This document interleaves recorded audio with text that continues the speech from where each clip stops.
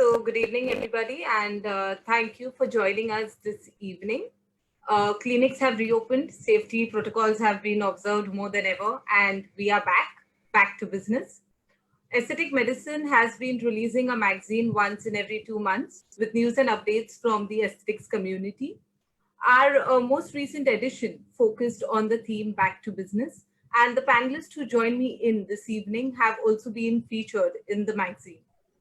So if you are yet to download the digital edition of the magazine, Aesthetic Medicine's digital copy, it's titled Unlocking Aesthetics. Log on to our website, aestheticmed.in, and you could get your free digital copy over there. My colleague Hia will paste the website link onto the chat box for your easy reference. And with that, I am delighted to introduce you to our panelist for this evening. Please welcome Dr. Jagdish Sakhia, Director, Sakhia Skin Clinic.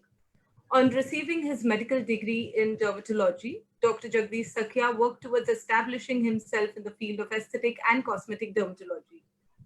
In addition to being the director of Sakhia Skin Clinic, he is the General Secretary of Gujarat State Branch of Dermatology, President of Pigmentary Disorder Society of India, and Executive Committee member of the Cosmetology Dermatology Society of India, among several others. Next, I would like to welcome Mr. Kalpesh Gavde, Director Skinovation. Mr. Kalpesh Gavde currently helms the operations of Skinovation, one of the leading marketing and distribution companies in aesthetic and corrective dermatology. He brings in around 2 decades of experience in sales, marketing, and managing and scaling businesses.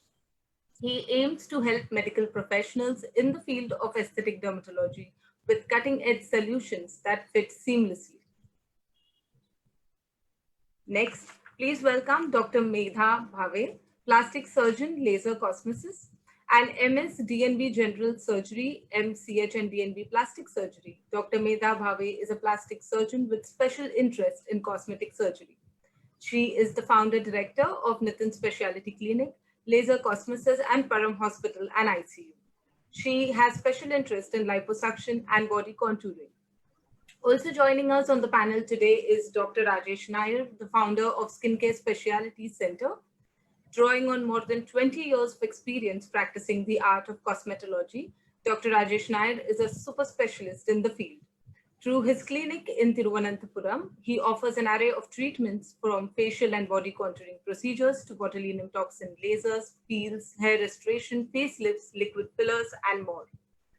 And our fifth panelist for the evening, please welcome Dr. Viral Desai, cosmetic and plastic surgeon and pioneer co-founder and medical director, DHI India, and medical director, CPL SS Desai Hospitals and Sarla Hospitals.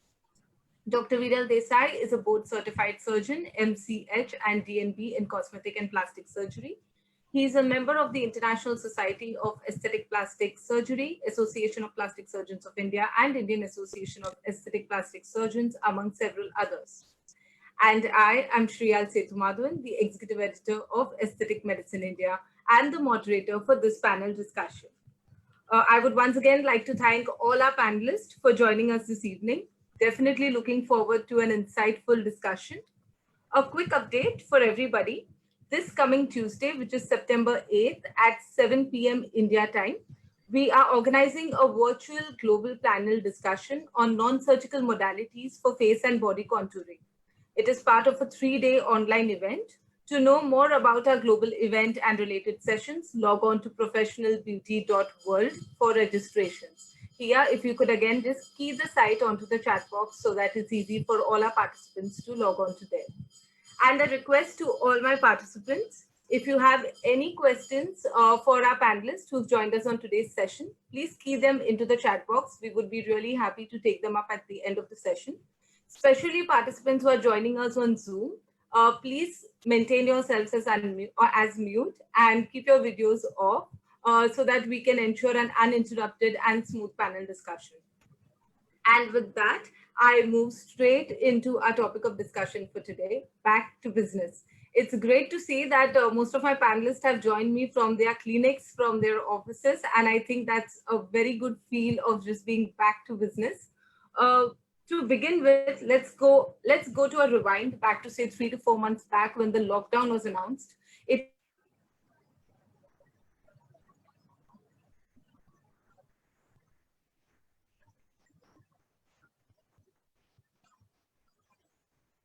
immediate reaction or approach to the situation when the lockdown was announced?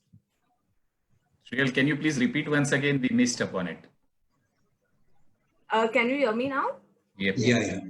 Perfect. So I was directing my first question to Dr. Mehta that the lockdown was announced and it just made a lot of things difficult for, the medical practitioners, including consultations as well. So what was your immediate approach or reaction to the situation when the lockdown was announced?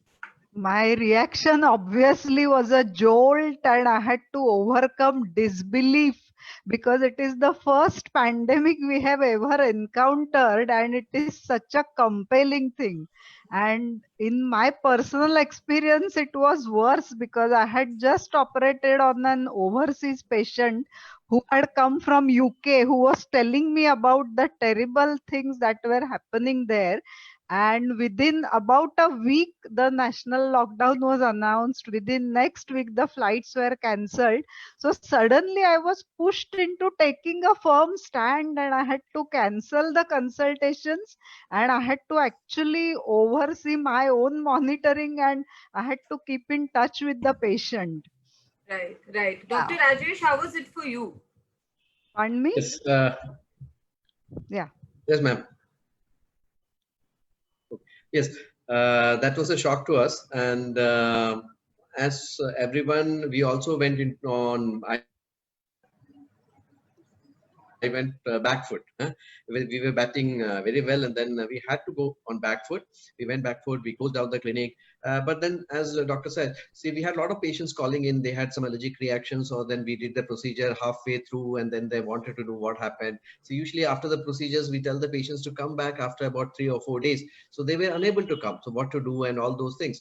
But somehow we mainly managed all these patients over the phone because we were always connected, and then that went on. Dr. Viral, if you could tell us, how did we that had to announcement... move into the new scenario. Pardon? Right. That's Dr. Viral, if you could tell us that what was your reaction and what was your approach as soon as the lockdown was announced? Like how it starts every time. So there was a lot of, first of course, that Dr. Mehta put it, there was a shock, the shock element that we are actually facing a pandemic. We were reading about it since a couple of months. I remember going to IMCAS Paris, and it was a very big hype in Europe. I went to Greece there afterwards to meet some people regarding some work, and they were scared to meet me. They were scared that you have met some people from all over the world at IMCAS Paris. There were more than 12,000 attendees, and you may be contract. And for me, that was a shock. And when I came back here, and as we were hearing the international news, we kept on. We didn't know that it was so close to home. We never knew that's going to hit us so badly. So of course, once we recovered from that, the second most important thing was a patient. All the patients who had we operated on and who were continuously in follow-up and who needed care. We needed to set up a proper channel and a helpline for them. We needed to ensure the safety of our staff. And of course, we started looking at all the protocols internationally of countries who have already had this thing done, who are setting up protocols, the international societies, to know when we restart, how do we need to restart. So that was exactly how our mind was working, and we started working towards these directions. Right. Dr. Jagdish, if you could also tell us your experience and how did you approach the entire thing? First, in my mind, this is a Chinese virus, so it will not reach here, and even it will not last longer, but it did it. And Bombay and other metro city, Surat is a little bit small city, because this city will affect at least. It was our assumption, but we were wrong. But my majority, even though my clinic known as an aesthetic clinic, but my 70% patients, they are clinical. So we already started teledermatologists before 1 year with the help of Tata Tele Community. So this gave me a great boost up. So we right now we have achieved more than 70% OPD till date. So initially, as Dr. Viral and Dr. Mehta, this is a very shocking news for us. What we'll do in near future, because the Wuhan, the pandemic lasts for more than 2 to 3 months. But accordingly, it will last minimum 2 to 3 months. So we have to prepare ourselves accordingly for 2 to 3 months. Zero income and maximum expense. So we Right. have to contract ourselves. Right, right. And Mr. Kalpesh, coming to you, that how did this, what was the immediate impact of this announcement on your business? See, since we were connected with the international community because of, as Dr. Viral also rightly said, because of the conferences, we had a DermaCon where we were expecting few international guests as well. And they were all struggling to reach or leave their own hometown because they were already under quarantine or the lockdown. So we were knowing it that it is coming. It is going to come someday or the later. And state regulatory, Maharashtra, initiated it maybe 3-4 days before the train started shutting down. So we were anticipating it. But as soon as it was announced, then the major concern was about the team members, who were already traveling. What will happen, because every state had a different law. Every state was not going, it was not a complete lockdown in that sense. So, the last moment catch-up exercise, ensuring that every, person, every team member reaches his or her destination was the major concern. But yes, it was a state of shock and never anticipated that it will last for such a long period. We thought maybe a couple of weeks lockdown and then things will be under control. Right. So we've seen this as a time when, I think the hero during this period was digitalization. Everyone's explored that platform at a completely different level. So we've seen right from telemedicine to, online training of staff, online payments. A lot of it is what digitalization, brought to us. So if I can go to Dr. Jagdish, that how did you explore this whole digital platform during this phase?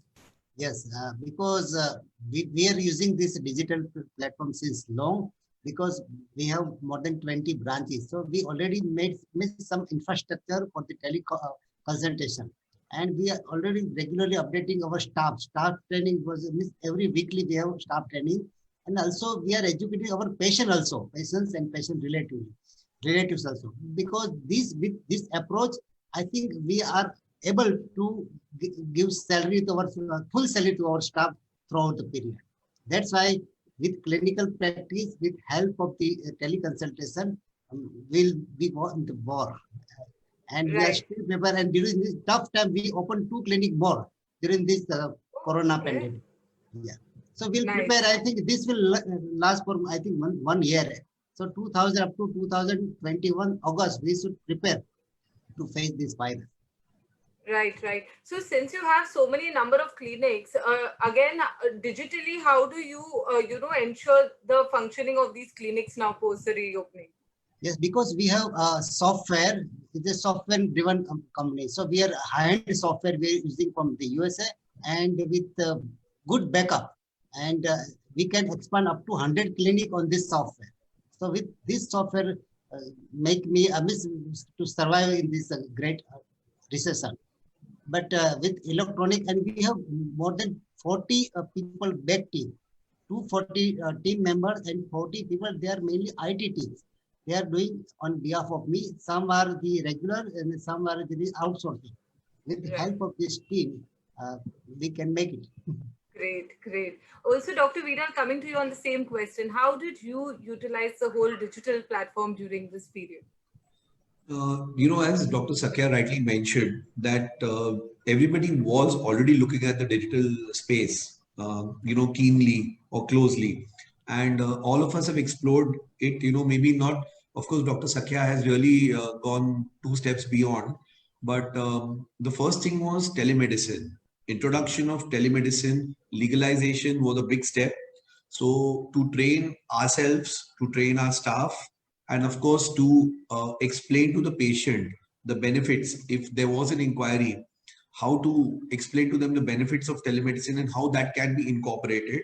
Secondly is, of course, a lot of staff trainings, a lot of staff, welfare exercises, a lot of, because everybody was, the morale of everyone was going down with this kind of a thing. So it was very important to keep up the motto. We used to have meetings, Zoom meetings every evening to keep up the motto of the staff to prepare for the future.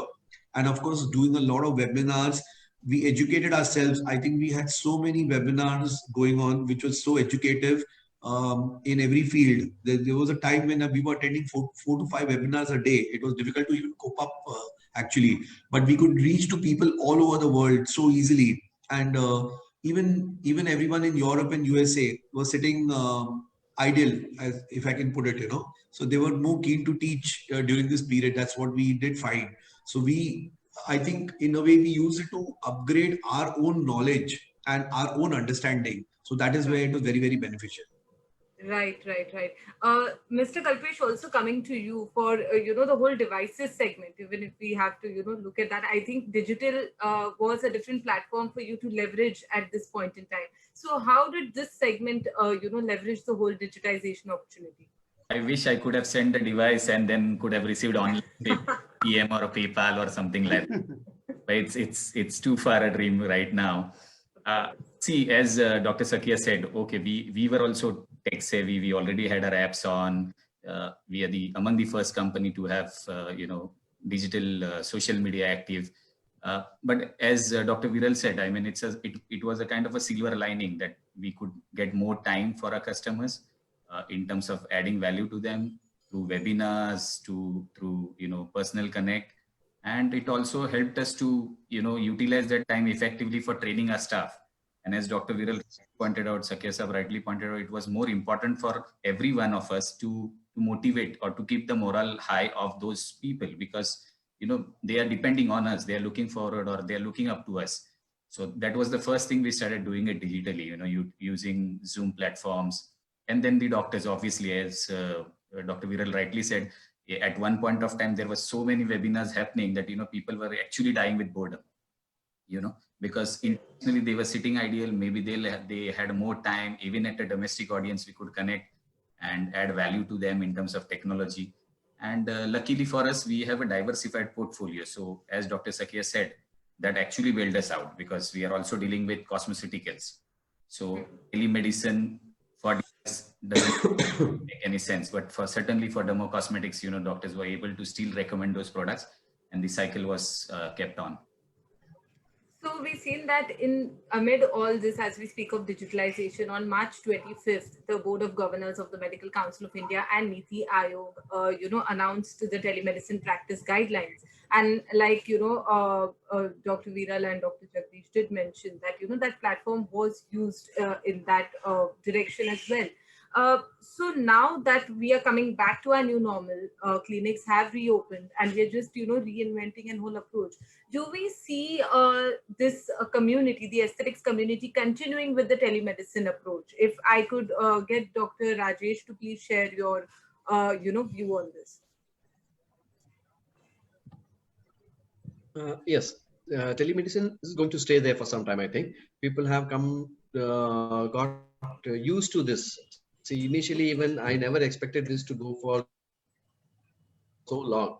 As Dr. Jagdish Sakia said, Chinese things doesn't last, but this thing is going to last for some time in our lives. So that has changed. So never initially when this telemedicine came, I was reluctant actually. I said, no, this will last for another 1 or 2 months. Let me relax, and then we'll come back to our business But then the things have changed, and then there's no end. Nobody knows that when. It's something like, okay, when is the school going to reopen? Nobody knows. So something like that. So see, for us to be back in business, telemedicine is going to be a major part. We're going to play a major part in our day-to-day practice. I think that's going to stay. Right. Dr. Medha, even if you could tell me that how would, now telemedicine approach be like a new way for you, and how would you use that platform even post reopening of clinics and setup? In the initial part of the pandemic, telemedicine was still not legal, and we had to help our patients on video calls and WhatsApp calls. So when it became legal, I heaved a sigh of relief. And now I realize that it is going to be a very important tool, because COVID is going to stay for quite some time. and Right. social distancing will continue for at least 2.5 years. So it will be a very good tool to initially counsel the patients, understand their requirements, and then maybe get some reports done. And then I will be calling the patient for one consolidated consultation, in which then I can do the things that cannot be done on telemedicine, like palpating, seeing the quality of the skin, tissue thickness, measurements. So all that can be done. And again, there can be a good amount of counseling that is possible with telemedicine. And even in the post-op patient period, the patients can be much better supported. Many times it happens that they have small difficulties. So now I have trained all my staff to make a quick video call, just check what is their problem. इधर से पानी आया, उधर से blood आया. So all that so actually, I realized that patients can be much more comfortable with cosmetic surgery and cosmetic treatment with advent of telemedicine. Right. Only thing is we have to follow all the legal aspects and make a proper pro forma for the consent. True, true. Dr. Jagdish, coming to you, do you see yourself continuing with this telemedicine platform? And now, with the, like we said, that COVID is going to be here for a while and social distancing norms have to be there.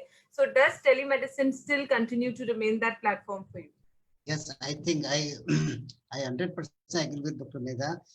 Telemedicine will stay for longer period. I think we have made a rule less than 2 years and more than 60 years. Irrespective of this condition, we are seeing only in teledermatology first. If this in-person consultation required, then and then we are calling like biopsy or see some connectivity disorder like this. So it's a rule. And also telemedicine, because we are using since last 1 year, and we have a satellite clinic where dermatologists saying in the main office, there only the houseman or just staff, they are coordinating with the people. Now we are with the help of 5 to 6 clinic, we are going to open within this 3 months. So now it is very beneficial to like such type of people, because in the rural area, nobody know any big cosmetic brand. They're going to like Kaya or they will not open the clinic in small city, taluka place like this. In this side, we are catching this because the rural area is comprising 80% of the Indian population. So they have right to take such type of cosmetic practice with the consultation with dermatology consultation. Otherwise, what happens? So many cracks in the rural area, taluka places, or smaller cities. So now we are taking this opportunity to cater and going to open like minimum 100 clinics across the India. So we are big beneficiary of this COVID area. True, true. Dr. Viral, your additions over here in how telemedicine is going to be like the new part of the new normal post reopening of clinics and hospitals.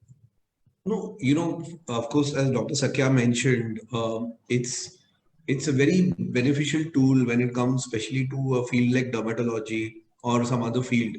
But I think Dr. Mehta would agree with me when it comes to surgical field, except for helping in the initial consultation, initial assessment, or at least getting the patient to basically understand the procedure, we understand what we do.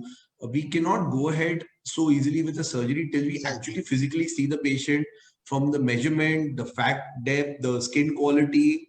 All these factors are very, very crucial, which you cannot assess very easily, over telemedicine. But definitely things like hair fall or smaller things can be easily treated. Initial consultation, initial information can easily be given to the patient. We did that a lot in the initial period. At least 50% of the patient did come for a consultation when things did reopen, to get a proper assessment done if they wanted to go ahead with certain kind of procedure or not. But yes, I rarely find that the patient would actually consult only by telemedicine and come and do a procedure straight away, or surgery straight away. They would do things like maybe a PRP or a mesotherapy or something minor like that, but definitely not undergo a proper surgical procedure. For that, they would want a physical consultation before they actually go ahead with surgery. I think Right. teleconsultation mainly beneficial to dermatology branch only. Yes. Rest other branch, they are not too much beneficial. I agree. Because for the surgeon, it is just like a virtual marriage. Yes, and Getting I kids, remember you when have the to- whole and when the whole lockdown even started, and even I was talking to the dermatologists that time, this was new to them as well. Like even they were of the opinion that it's a community where you have to see the patient, you have to touch, feel, see it more closely Yes. to be able to consult. So this has definitely been something that even the dermatologists have tried to adapt to, and definitely not easy. But now coming to what could the biggest challenge. Now I know that all of you are back to business, and we all have reopened, setting our operations, trying to get back to reclaiming the pre-COVID levels of where the aesthetics community was. In this entire process, what is the biggest challenge that you see before you? If I could take this question to Dr. Medha. Uh, for me, the biggest challenge as unlockdown has started and people have started going to malls and everywhere is not to let the guard drop down. People actually, if you see, the number of cases have increased and the death rate has stabilized at much higher level. So we cannot take it lightly. We have to continue to enforce the social distancing, the hygiene, and every measures that we have installed in our clinics and hospitals to continue, and not let people relax and take it lightly. Right, right. Dr. Rajesh, what would your comment be? You come from the southern part of the country, and we see that there has been a different graph all the way over there. So while you are trying to get back to, the new normal, what is the challenge that you are seeing? Yeah, actually, here what we experienced was initially there was not many cases in the community, and the community spread was not there. So people were a little happy that okay, Kerala is good. Number of cases are less, but Maharashtra the cases are increasing day by day. So we were very comfortable. Then suddenly there's a spike, and then it's been like comparable to all our other states. So the biggest challenge was to retain the patients' confidence. So when they come into the clinic, they should say, okay, fine, I'll be safe here. So that was the challenge, to make them comfortable. So it was the safety of the patients as well as the safety of ourselves and our staff. That was the biggest challenge. So for that, we have done a lot of measures. We have disinfection, we have social distancing norms, and everything we have put into place. And strictly on a number of things, only on appointments we take. But that again has caused problem to the patients also, because the walk-in patients we may sometimes we may not be able to accommodate them. That had become a problem, but then we had to stick to the time slot and reduce the number of patients, stick to the online consultations or on prior appointments. That was the biggest challenge. Right. So, on that note, I would once again like to re-emphasize to all our viewers and attendees that there is a reason why I've been urging you all to go and download our digital edition Back to Business, because all the panelists have elaborated a lot on the safety measures that should be taken into the clinics, So it is something that you really want to look at to see what more you can add to the measures you've already taken. But Mr. Kalpesh, coming to you from there, that even for your part of the industry in the aesthetics community, what is the biggest challenge that you are still seeing post reopening? I think as Rajesh and others, they mentioned that it's more about reassuring the client, that stimulation of confidence, that okay, this is the best place or safe place to consult, because it's like it's a cycle. If they don't get the clients or the end users, then we are not going to get the business. So it's like a cycle. So industry is trying to do our best in terms of giving that confidence to the doctors. Doctors, I'm sure, are doing their best in terms of whatever measures Dr. Rajesh mentioned about sanitization and fumigation of the clinics, having I'll not say social distancing, but physical distancing. And in that sense, it's a matter of time. I personally feel it's more about fear.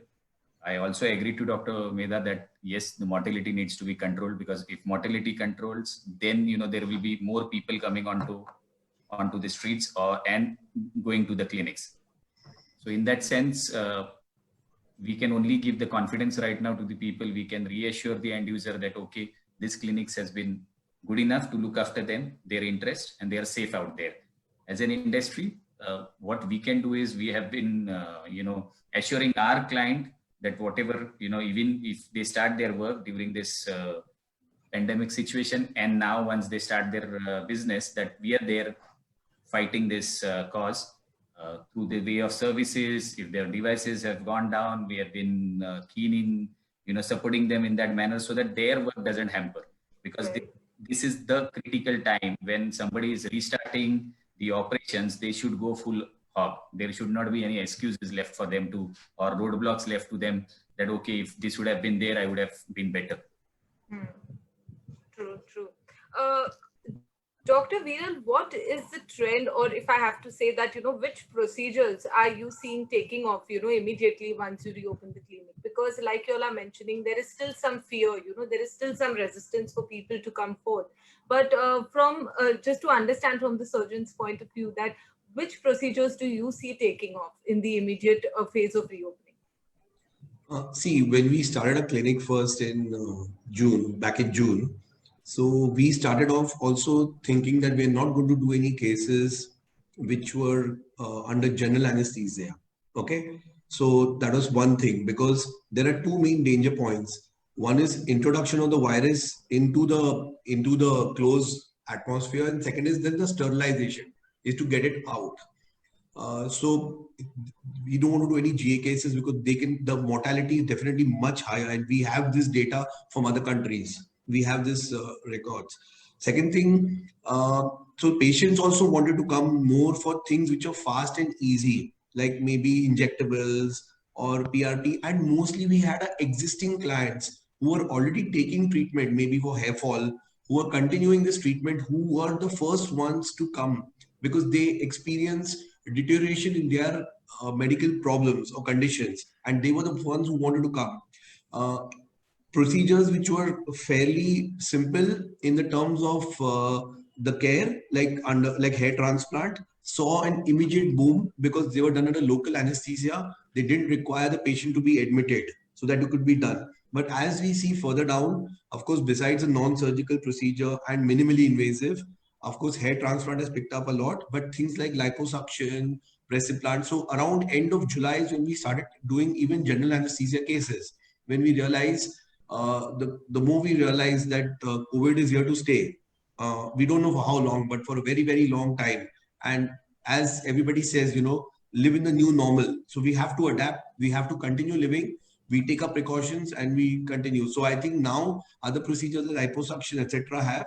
I think procedures like facelift and all will take more time to come in. I don't know what Dr. Medha's experience is, but I think those procedures will take, but things like hair transplant under local anesthesia, small area liposuctions, maybe again under local anesthesia, maybe chin implants or minor rhinoplasties, which can be done very, fairly easily. Otoplasties are again under local anesthesia. These will definitely pick up much, much faster than procedures under general anesthesia as the fear goes down.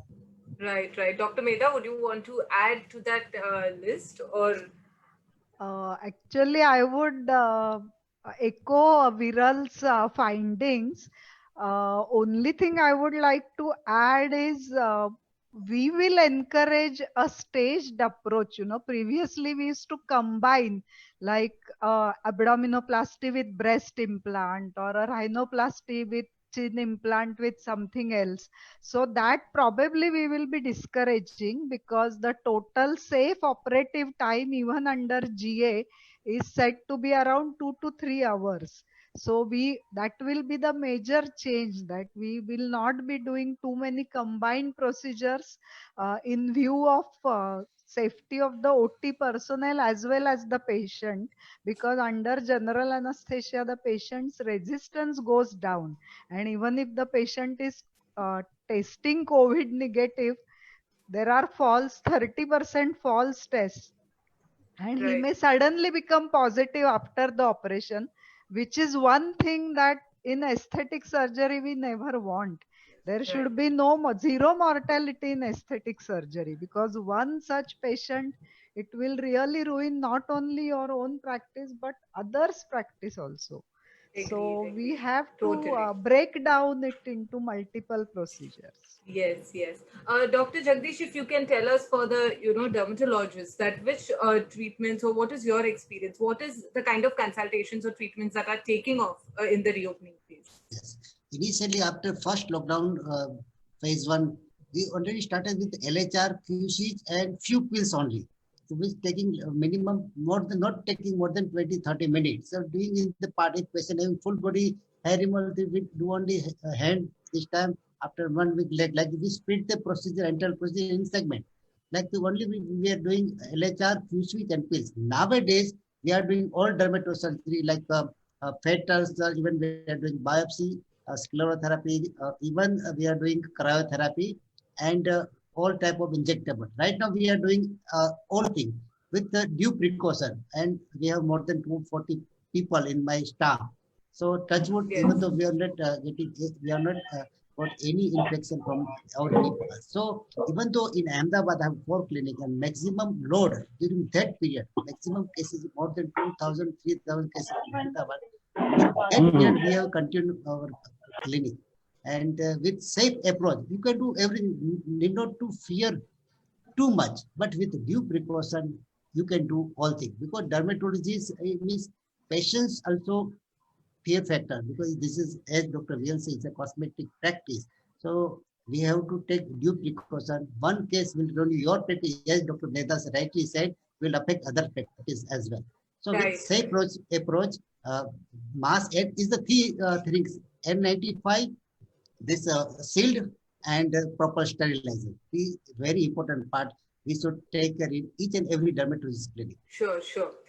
Dr. Rajesh, how has the response been for you, in terms of footfall post reopening, and which treatments are you seeing taking off in the immediate? Actually, frankly speaking, our OPD, I don't know if the telemedical medicines are not working or people want to have a consultation directly with or meet the dermatologist. But fortunately, our OPD has gone down. The number of patients coming for the consultation has gone up.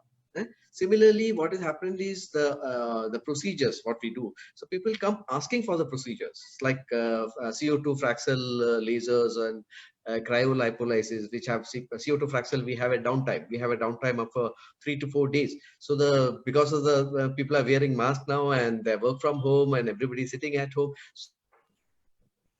So they are saying, doc, this is the right time. Why don't I do this? So that was the feedback we got from our patients. Similarly, the cryolipolysis, the patients were more than willing to come down and do the treatment because they felt that this was the right time to come down, do the treatment and stay at home. They can take relax. So because previously when we used to do a CO2 Fraxel, we have to consult them that you need 4 days downtime. So if you don't have any work, you come that time. So that was difficult. But now patients are coming in. So actually, it has increased our number of procedures, and we are taking proper precautions and everything. So I think this has become a new normal for us. True, true. Mr. Kalpesh, in Okay. terms of sales growth and marketing outreach, what are your expectations? And, what is going to change as we now come back to business for you? Before answering this, I'd like to continue where Dr. Sakia left, and he rightly pointed out that we need to think over COVID, but we cannot be overthinking about it because it's high time the show must go on, and India is a country within country, so there will be places where the cases will be high, there will be more skepticism, there will be states where there will be they'll be reasonably doing good. So as a pan-India company, that advantage we carry, that we can at least cater those particular states and do well. And as we said, it's always going to be with caution. The clinic needs to be supported in best possible manner as far as technical breakdowns are concerned. And we need to empower the clinic. So eventually, the business can flow once again to what it was. Coming back to this question, Sriyal, we all know that it cannot be what it was pre-COVID. So currently, right now, we need to, minimize the loss. Nobody is talking about profits in this year. Nobody is talking about, mapping big numbers over here. We all are thinking about managing this year, and managing it with competitively. without compromising on the quality aspect. Even my appeal to the fraternity will be, I'm sure, there will be a lot of distress sales coming your way, not only through the devices, but everywhere. In every industry, there is a distress sales. So don't get tempted. Be sure about what you are buying from a long-term perspective, because, it's not about, because COVID is not going to stay here. We all know it will go at some point, one day, maybe March, maybe August. But after that, you need to deal with that particular device or that particular organization, with due respect to everyone. So we need to see long term. We cannot be seeing what I'm going to do till August. As Dr. Rajesh said, I personally believe every adversity, provides you equal amount of opportunity. So somebody who was not willing to take downtime, I mean, the treatments with higher downtimes now can opt for it. Cryolipolysis, again, it's a contactless or minimal contact procedures. Or to that matter, the contactless medifacial, we started talking about it, because I personally feel people will start steadily. People will not go immediately to a time-consuming procedure. So maybe a medifacial to start with. The festivities are at the corner. Although this year will be very humble, we need to be guarding ourselves, as Dr. Medha said. However, people would like to, at least motivate themselves. May not be, there will be a group celebrations, but at least some kick-ups to for their own self. So medifacial will be one procedure I'm looking forward. So this needs to map, with the technologies which can get in, and it will be very, very customized. Every state, every city will have a different requirement. So yes, it will not be a pre-COVID era, but yes, we need to minimize the loss. Gone Right. by. True. Now with this, I come to the last round of questions, what I call as a wrap-up question. So this is going to be questions to each of you to just wrap up our entire discussion. This is also some thinking time for all my other attendees, that this is the time, if you have any more questions for our panelists, please key them into the chat box. Once I'm done with my wrap-up round, we could take those questions on. And so I will begin with Dr. Medha Bhave and Dr. Viral Desai. We could start with Dr. Medha first. That if you could tell us the two most critical safety precautions in your opinion to be taken during surgery in the current times. Oh, as I said previously, you have to break down the surgeries as much as possible, minimize the operative time, and avoid giving more extensive anesthesia. Do in minimal anesthesia. In fact, we are tending to do bigger procedures under local, and that could be a new advance, to realize that we can do many things under even local anesthesia. Right. Dr. Viral, two most critical safety precautions that you would like to put forward. I think I mentioned this earlier. There are only two things: introduction of the virus, and second thing is dealing with it with proper sterilization. So these are the two SOPs that everybody, and letting down your guard, especially now when everything is opened up. This is what I see. Sometimes I look at myself, sometimes I do things, I let down my own guard. I'm not saying in a major way, but maybe if I was careful to 150% earlier, I go down to maybe 95. So it's if that happens to me, I can see that happening around me also. So I think continuous training of the staff, that to not let our guard down, is probably the most important precaution, because it's been proven that even doctors who are treating COVID patients did not get COVID so much from where they were treating, but from outside, because they let their guard down. And if we do follow adequate precautions, none of us will have problems. If we take the example of Taiwan, without a single lockdown, they could manage. It's a pretty populated country. Country. It's quite densely populated, and without any lockdown, they could still manage to control the virus very well. So there's something to learn everywhere, and we should not let our guards down. And if we do, then the proper sterilization and bouncing back is very important. I think that's what it is. Right. Also, now my next wrap-up question to the dermatologist on my panel, Dr. Jagdish and Dr. Rajesh. Two most critical safety precautions that you would put forward from your end as well to be taken while offering a treatment in the current times. If I could begin with Dr. Jagdish. Yeah, only two devices, N95 mask and eye shield. We make some specialist eye mask covering entire face. If we are doing any cryotherapy or we are doing fractional CO2 laser, we make it covering up to the shoulder area for the ladies. So it's the entire round. It's for the matter of 10 to 15 minutes. You can wear not for the prolonged period because it gives suffocation. So for such type of invasive procedure like injectable, we have specialized with the glass, we can see clear cut. So two, eye shield and the N95 mask. So with this only two precautions, till date we are doing 70% with average work we are doing. Until date we are not getting any come across any COVID positive in my patient as well in my staff. So these are two simple precautions will take care for you as well as your patient as well as your staff. Right, right. Dr. Rajesh, the same question passes on to you as well. Two critical precautions that you would like to recommend for the community. Yeah. Hello. Yes. Yeah. Okay. Yes. As Dr. Sakhya said rightly, the two main concerns are safety to the patient and safety for our staff and ourselves. So these two factors should be taken care of. For the patient, most of the time when the patient has come for a treatment, we tell them to keep their mask on.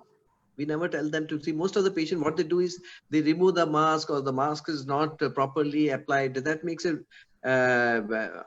problem for the patient. So we always tell that I have trained the staff to tell or ask the patients to wear the mask properly. So if that area is not covered by treatment, we tell them don't remove the mask, to keep the mask on. So that is a safety for the patient and for ourselves also. And for this thing, we always wear a mask, and I usually don't use the shield always, the glass shield. Only when I do the procedures, I use it. But generally, I use a mask and a good transparent or a plain glass, which covers my almost the eyes, and the forehead is covered with the glass. This is what the precautions we take. And when we do a fractal laser or something which the fumes are there, a good suction apparatus is also there. This is right. What our new normal is. Right, right. It's been amazing to see that how the entire community, say like 6 months back now, was literally on a complete shutdown mode, and there was nothing happening. And the moment we've seen the opportunity to bounce back, it's with so much vigor and zeal. Everyone's just come back to, get it going. And it's amazing to see all the new precautions and everything that have been taken. With that, my last wrap-up question to Mr. Kalpesh, if I could also request you to kind of conclude this session for us on your wrap-up question. So on a concluding note, during these not so very easy times, what would your message be to the aesthetics community? Obviously, I mean, we need to follow all the cautions, but, don't be over skeptical. We are resilient by force, maybe sometimes by choice. And we need to stay stronger. I mean, because this is going to pass over. I mean, we need to be, optimistic. That doesn't mean everybody should be on the street next day, celebrating the festivities. I understand that point.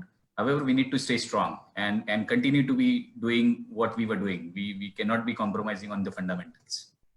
Right, right. From there, I'm going straight to my chat box. I'm seeing we have like 2 questions in. The first question is from Dr. Sarita. That what precautions are required during lengthy procedures such as hair transplant? She hasn't directed it to anybody specific, so anyone from the panel who would like to take it on. I think Viral should take it. Yes. Yeah, true.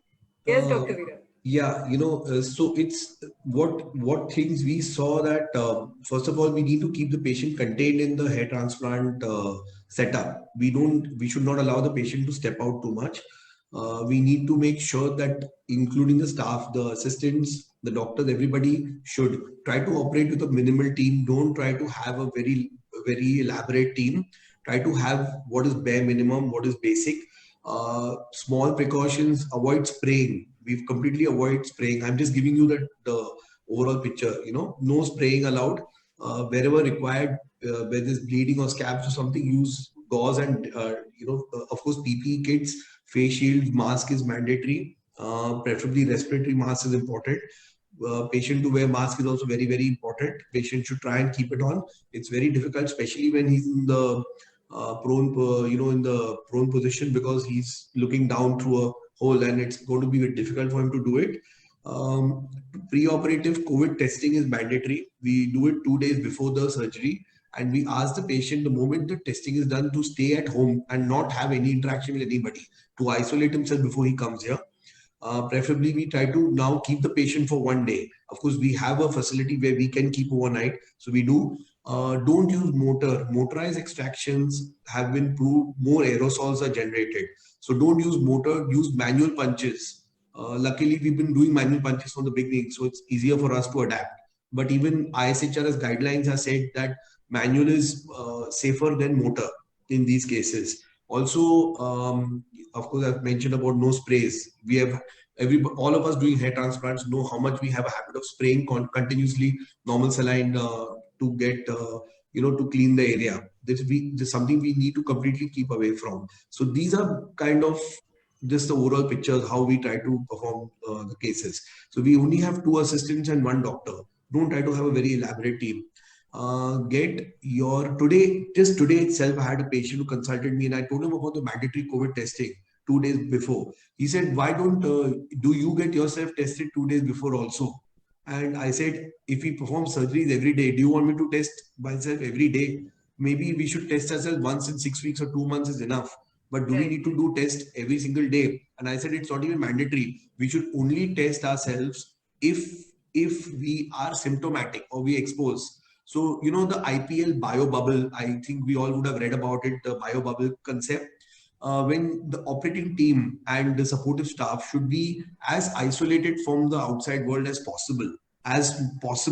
Okay, it's difficult to follow this even by me, so I don't know how much they can follow, but that's what my instruction to them is, and at least tell the patient to be as isolated as possible, at least 2 days or a week prior to surgery, and for some time after that. Right. I would like to add just one thing. Yes, Dr. Betadine gargles have been found to be extremely effective. So what we do is, before the operation, we ask the patient to start betadine gargles for 2-3 days, and all my staff, when they report for duty, they do betadine gargles. After the operation, we repeat it. So that is one thing which I don't know whether it has helped, because unless there are trials, we cannot say, but betadine gargles are found to render the virus ineffective. So this is very useful according to me. Right. I have received a question from Mr. Kuntal Devgupta for Mr. Kalpesh.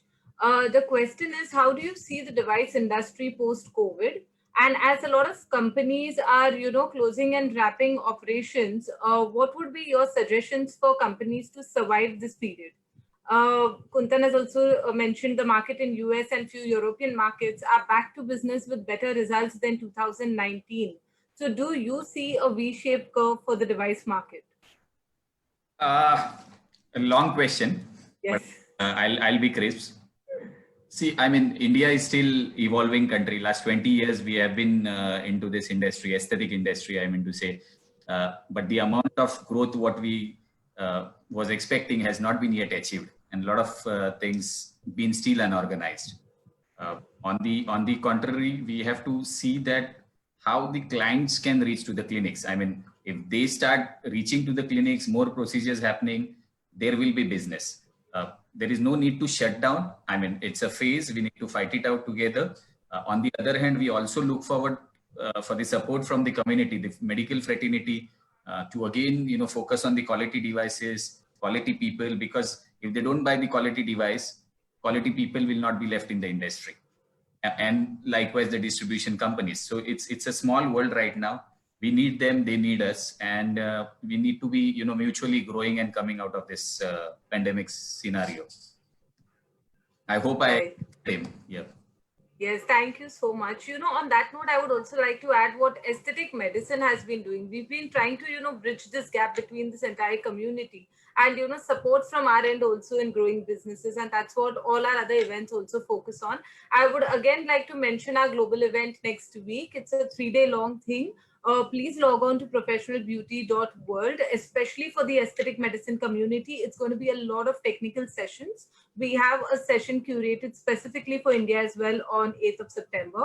And plus all the other sessions, you have a lot of global doctors coming and speaking and sharing a lot of technical information with you. So registrations are free. So please log on to that site.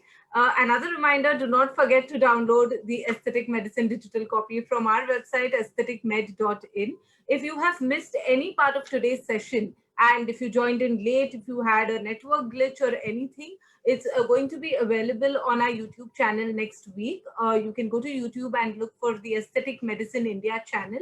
Also, at this very moment, we are also restreaming live on our Facebook page. Again, Aesthetic Medicine India, as simple as that.